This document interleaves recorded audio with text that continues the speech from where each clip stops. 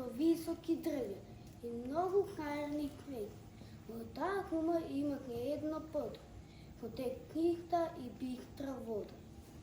Кога во таа хума живеа рагни гриби, лихта, мека, лав, тигар, велики конјки, разновидни птици и многу други хумски гриби.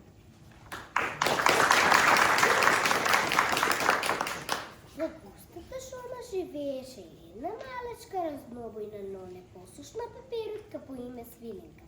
Таа беше малечка и многу убава пеперутка со шарени свилени крилца, па затоа сите ја нарекуваа Свиленка. Но Свиленка беше многу темпераментна пеперутка, постојано сакаше да истражува и баш поради тоа често западнуваше во небо.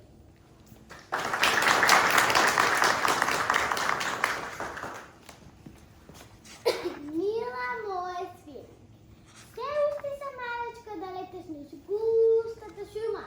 Во неа бема безброј опасности, ти само не можеш да се отпанеш.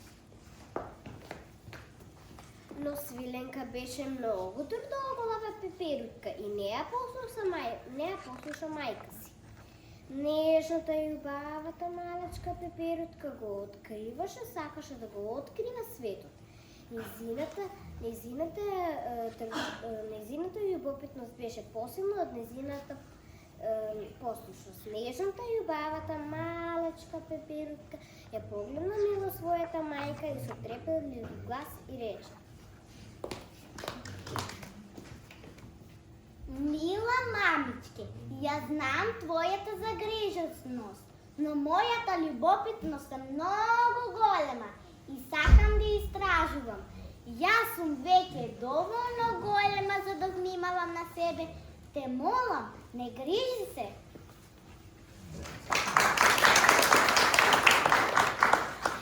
Еден ден, додека малечката пеперутка безгрижно леташе низ шумата, почна да дува силен ветер.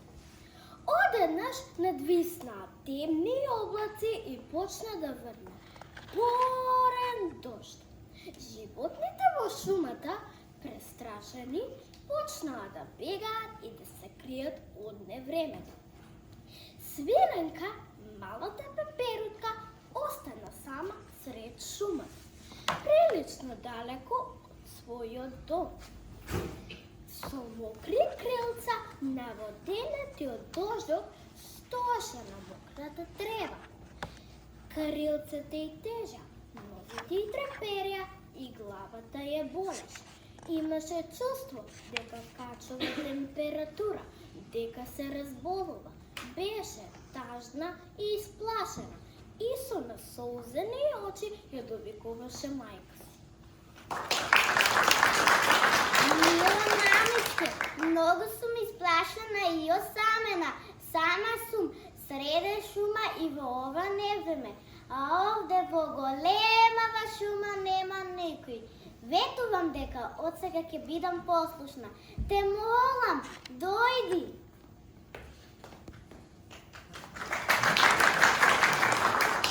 Доста веќе, каде е Свиленка, а не ли има?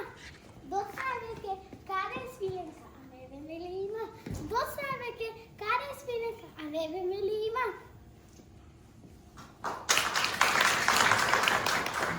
Малечката Свиленка плачеше и трепереше од студ и од страх, осамена, исплашена среде густата шума.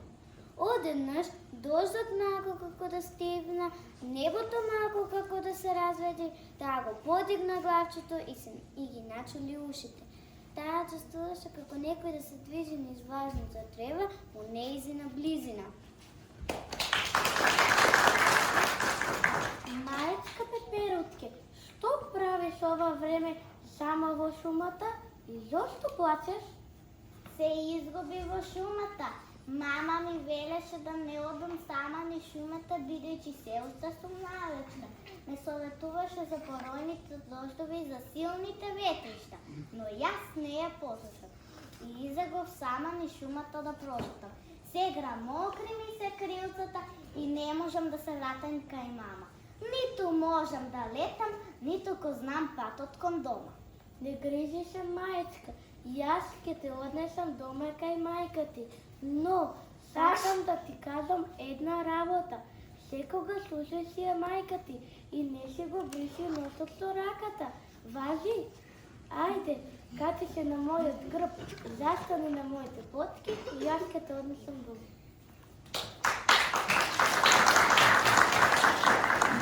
Малечката свиленка си го исчисти носата, си ги избриша сосите.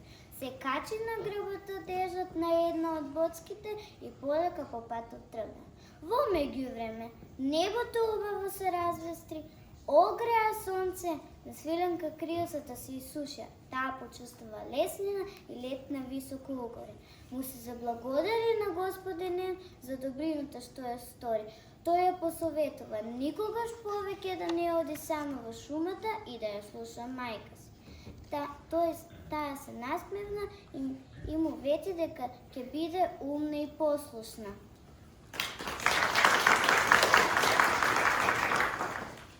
Кога се врати дома во најбавиот кревет, гелата хума кој на Филенка иќе притри уште поубав, ја прегрна мајка ти и реки: Мамичке, прости ми што не го послушав твојот совет и излегов повторно сама низ шумата да прочитам.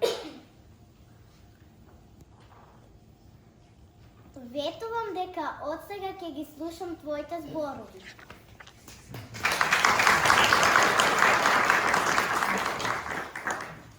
Мајката Пеперуда ја прегрнуваше, ја бакнуваше малата свиленка и си ги бришеше со очите.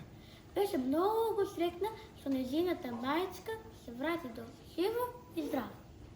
А малечката свиленка научи дека треба да го прифати секој добронамерен совет од својата мајка.